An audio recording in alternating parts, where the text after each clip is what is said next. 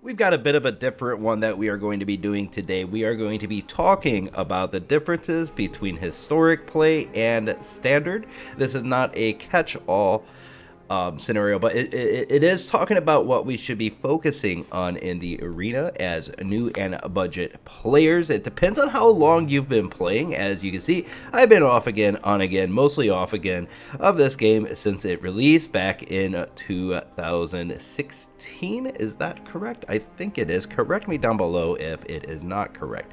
But if you notice, I have most of my stuff in standard right now, and the reason for that is that most of the events that you're going to be presented with are going to be helping you build out your standard collection, whether it comes to the premier draft of the Brothers War and quick drafts of Dominaria. Either one of these is going to help you build up your standard collection, standard being the key word there.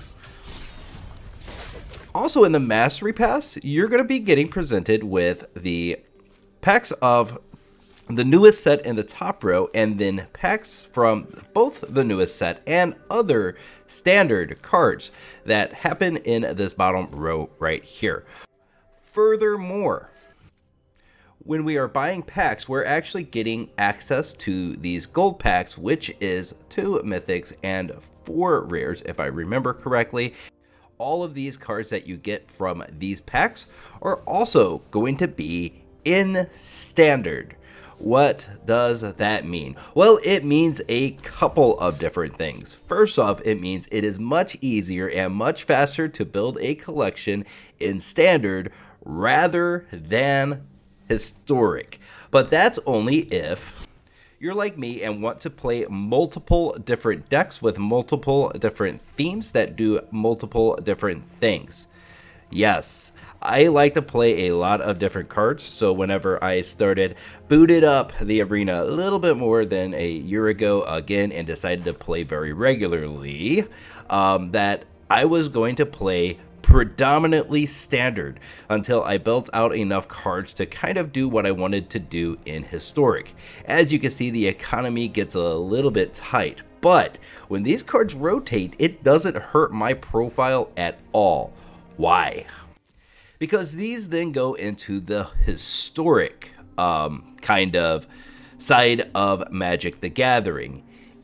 Standard is mostly going to be 60 card decks where you are playing standard decks, probably in ranked in order to show your strength in the metagame. That is what standard is set up to do.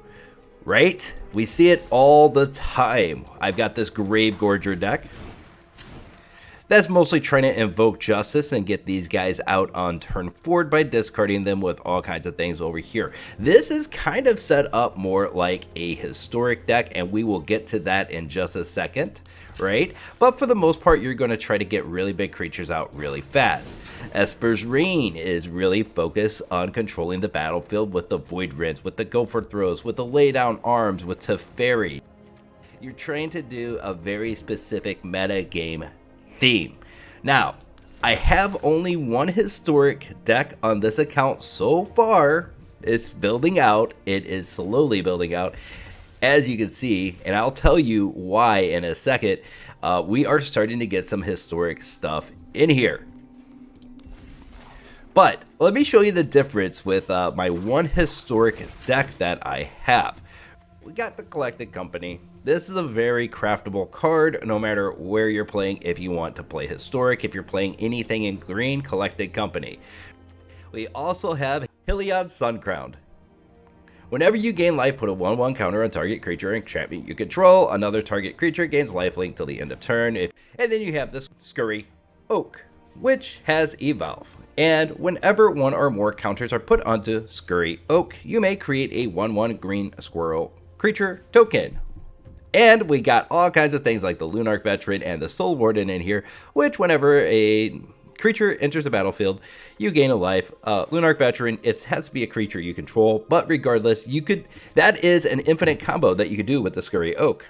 Infinite combo. It's really fun to pull off.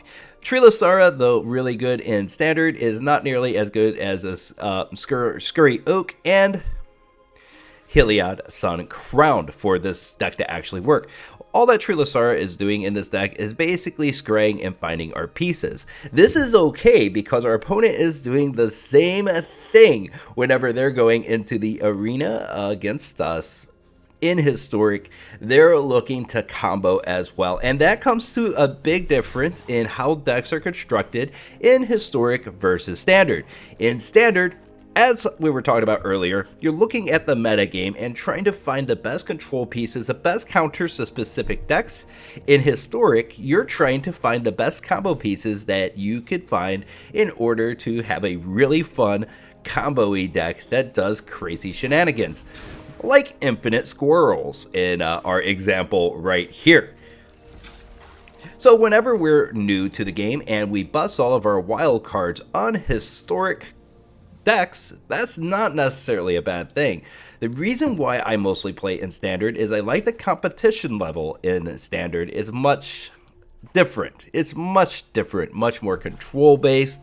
It's really control versus aggro. Whichever one's coming out on top during any given time period is kind of up in the air. It depends on who's playing what and how they're playing it and what kind of card draw that they get. Whether control wins or whether aggro wins. But in Historic, it's all based off of the competency of how you play your cards, when and where and what you're doing with it. And this profile will eventually get to a point where it is mostly Historic.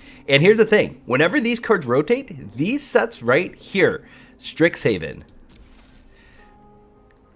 Forgotten Realms, Midnight Hunt, and Instagrad Crimson Vow will all rotate this coming September, and they move into the Historic realm down in here, which is actually not bad for us at all. Whenever I started playing, I was playing with Zendikar Rising, with Kaladesh Remastered, Kaladime, and Strixhaven. This is when I started my account again, so built up a bunch of Historic stuff back in the day. Whenever I used to play, I was actually one of the first people to download the client, right? I was super excited about this when I was in the military back in 2016. I got to Korea and I was sitting there, and if I wasn't going out at night, I was playing Magic the Gathering, mostly getting beat by people that had much deeper profiles than me. I was very free to play. I was in the military. I was very poor. But that's a different story for another day. Yeah. So what do we do whenever we mostly have our collections filled out? Just keep playing. If you're playing in Historic already, you know that the Historic meta changes very slowly. New cards are introduced and they don't have nearly the effect on what decks are being played. And the primary reason for this, if I can find it, there it is that if you are playing in Historic, these are the sets that you have to deal with. And this set gets bigger each and every day. You have the Mystical Archives all the way to Ixalan, all the way up to Adventures in the Forgotten Realms. There are a lot of cards here. Whereas in Standard, the meta changes so quickly, so rapidly, and that's one thing I like about Standard, actually, is that you only have 6 sets. So each set has between 300 and 500 cards, you know, give or take. And I'm just shotgunning that number, by the way, just a shotgun number, 300 to 500 different cards, including lands. So overall, you have 1,800 cards that you could play out of this. Maybe. Right? Maybe. And that seems a little bit high for me, actually. The amount of cards being played are much less than that, especially in today's Standard, where you're looking at a lot of mono red, you're looking at a lot of mono black, you're looking at a lot of aggro, and a decent amount of control, and a lot of artifacts. A lot of artifacts. We could thank Brothers War for that right there. But whenever we're talking about Historic, you add those cards to this, you add Brothers War to this, and it's not going to have nearly as much as a staple. It's not going to be nearly as big of a staple as it is in Standard. With that in mind, how should we be building our collections? Well, I'll tell you what I am doing with my collection. As you can see, my Brothers War little Philly bar thing is mostly done. There are still some mythics that I need for this set, so opening packs is not highly disappointing for me, especially if I get them for free in here. I'm not super worried about opening packs, and yes, I do get gems for it, and my gems are very low right now, but I am saving coins for whenever the next set comes out, and I can start quick drafting for value, the newest set, to try to get as many of the rares as possible. Here's my gold stuff. We don't have a whole lot. It's just 11,000. That's enough for 2 quick drafts, but the next set doesn't come out until mid-February, so I have some time to actually build up a gold collection to start quick drafting, and we're going to be covering those quick drafts here on this channel, by the way.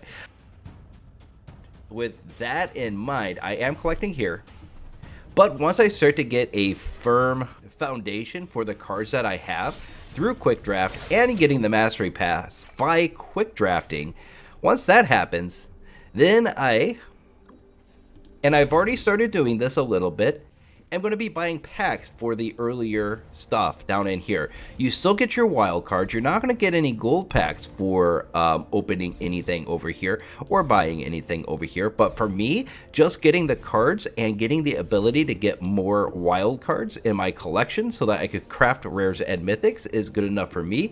The commons and the uncommons, I mean, they're going to come over time. They are very easy to come by. Yeah, but for the rares and mythics, that's what we want to be doing. And just had a little bit of the hiccups right there. But yeah, I'm going to be filling out these collections and doing more and more historic stuff over time as we start to build things out, start to get the combo pieces that we really need and that we really want. One thing that's really freeing about historic as well is that you don't have to worry so much about what the major meta is, because the meta shifts so often whenever you're playing in the standard sets, because there's so few cards. But in historic, we can just kind of sit back, relax, enjoy the cards that we do have, and try to be as competitive as possible, even though new cards are coming into the set. Most recently with the Brothers War, and then we're getting some Phyrexia stuff coming out in February. Yeah, that's the difference between historic and standard. Which do I prefer? And again, this depends on what we're seeing. In the arena right now, standard is very interesting. It is very interesting. It is very competitive. There's a lot of really big things. There's even combo decks in standard right now, which is insane. Wizards of the Coast is doing a fantastic job of constructing these cards, designing these cards, making them competitive, making them fun, and we're even seeing a lot of that stuff come into historic stuff. This historic live game deck even has a lot of pieces that just rotated out, like the Skyclave Apparition, the Trilasara, the Innkeeper. A lot of the Veteran is still standard, right? So this deck is seeing a lot of plays. So the standard stuff coming out right now is great piecemeal way to build a historic deck, because there's so many good pieces that we're seeing. We're even seeing some combo stuff, as I mentioned a little bit earlier. Fable of the Mirror Breaker has totally changed the way that we think about Rakdos. That in and of itself is strong enough. Yeah, some very, very interesting things happening in standard, and that's why this channel has a lot of standard content, and it also has to do with the fact that I have a lot of the newest standard stuff, looking to collect more as time goes on, but we do want to eventually start talking about historic. I like historic because it pulls you further away from, I have to have this card right now. This is the card I need right now. My economy really can't support it, but I need this card. Now, there are things that are good about that mentality, because look at what it's done to my collection. Whenever these rotate, I'm going to have a lot of cards down in there. I'm going to have a lot of cards down in historic that I could only play in historic, but they're not lost. They are just waiting for me to jump into historic gameplay. It pulls you away from that mindset, however, because you already have your deck. You already have the combo pieces that you want. For that reason, any new cards that come in, we're going to be using them if they make this deck better. Maybe we're putting some more sideboard cards in. Maybe we're finding a new land that we like a little bit better. But for the most part, once you have your deck, once you have your combo built, the only thing you need is to make that combo stronger, to make that combo better, to make that combo more efficient. And that's going to come not only from one set releasing or two sets releasing.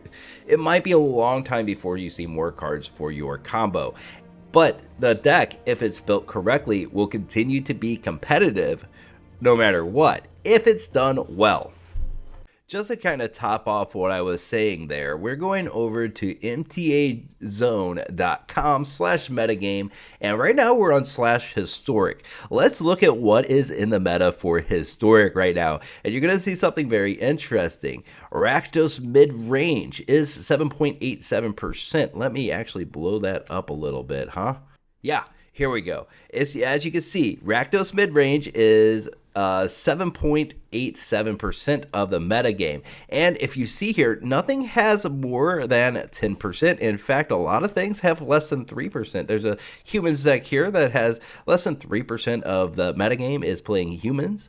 You have the affinity deck, 2.81% of the metagame. Gruul mid-range, very interesting concept. I might have to look at that deck a little bit. But if you look around, a lot of this stuff has just a little bit of the meta. And the only thing that has more than 10%, which is 40%, is other. That means that these are other decks that are used very frequently. So the meta is all over the place. You could play almost anything and it be competitive rather than the 3 or 4 good decks in standard at this time. Because if we shift a little bit, look at standard now, we'll notice that other is only 16% of the matches. The Esper mid-range is 13%. Grixis mid-range is 22%. Tempo, mono blue tempo decks that you see all the time is 9%. So a lot of these decks are getting a lot more attention, and a lot of the other decks are not so much getting the attention that they have. Why?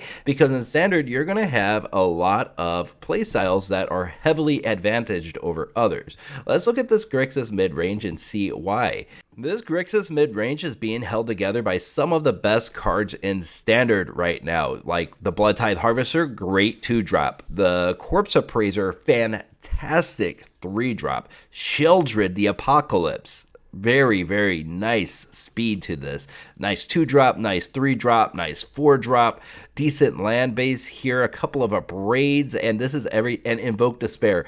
And, of course, Reckoner Bankbuster and Fable of the Mirror Breaker to get to the cards that you need to play. Yes, this stuff is crazy. This is the deck to beat. This is the deck that is, in my opinion, the hardest to beat on a regular basis. Why? If you're playing control, this deck is very fast. It's going to try to jump on you faster than you can handle it. If you're playing aggro, once turn 4 hits and they get Sheldred the Apocalypse on the board, they take over the game. Turn 5, Invoke Despair, they draw some cards, they gain some life. This is very hard deck to overcome. This is probably the best card in standard right now. I think that giving it 22% of the meta is actually smart because that's where it should sit. It should be played a lot in standard because it is fantastic. It is phenomenal. Gives you just enough control for the control players with the Make Disappears, the Infernal Grasp, the Abrades, the Invoke Despairs, the Duresses, right? And just enough aggro for the aggro players with the Blood Tithe Harvester, the Corpse Appraiser, and oh, Shelly Girl. Yes, these cards are very strong in standard, but rarely make much of an appearance in historic, mostly because there are so many other tools out there. So, what should you play as a new player? I still highly recommend, as a new player, that you focus on standard. But we've had some comments out there saying that they downloaded the client and busted some wildcards on a historic Izzet deck. Is that bad? I'm going to say no, not at all. That's not bad at all. In fact, you are jumping right into the in-game stuff before being an in-game player. Jumping right into historic, building out your historic collection, and kind of ignoring standard is one way to go. But for me personally, and where I think that people should be if they want to fill out their whole collection, is a focus on standard. And once you get standard kind of filled out and ready to go, then you start working on your historic stuff by doing one of two things. Either purchasing packs starting with Kaladesh and moving forward. That's what I'm doing, honestly. If you really want to be perfect with all of these things, I would be buying Ravnica Allegiance. Is really good. You see this a lot in historic, whenever you're playing in historic. I think even the deck that I was showcasing has some Ravnica cards in it. What I do, however, is, of course, I start with these dudes, and I've been just buying packs. Another thing that could help is on daily deals, every once in a while, you're going to get packs in there for a little bit cheaper from historic from the historic playsets. Like, I don't see any right now, but that's not to say that they're not out there. Every once in a while, you're gonna find something right in here. Like, if you notice, like, these cosmetics are historic, it looks like, but you'll see packs in here that they're basically selling you for a discount. I think it's 900 gold. So you get a couple of cheaper packs that way. I always pick those up whenever I see them. And yeah, that's how you start to build that out. And eventually, if you don't like a current standard, you can always move to historic and try your luck in historic. Me personally, I will continue to play in standard until we stop seeing so many good, fun combos being played that are very interesting, very useful mechanics that they're giving us, ways to actually win a little bit more than 55% of the time. When that comes, whenever I think that standard is getting boring, right? Whenever we have a boring standard, I will very likely play a lot more historic. But until that time comes, we will continue to build out this collection quite aggressively and try to actually be able to play in the metagame on this channel a bit, as well as showing the budget things in order to get us there. Well, that is just my 2 cents on the matter. I am no expert by far. As you can see, I've been off and on in the arena over time, so I know a thing or two because I've seen a thing or two, but I haven't seen all the things. Thank you for joining today. If you're new here, welcome. Thanks for taking your time watching my video. If you are returning, thank you for your continued support. Make sure that you like the video. Make sure that you've subscribed. I think I'm trying to get up to about 1,000 subscribers now. We're over the halfway mark there, and we're trying to push this channel to the next level. So do me a huge favor, 100% free for today only. The subscribe button is right there. It's a little red button. Anyway, enough self-promotion. I am out of words. That is my take on standard versus historic. Have a good day. See you next time in the arena. Bye.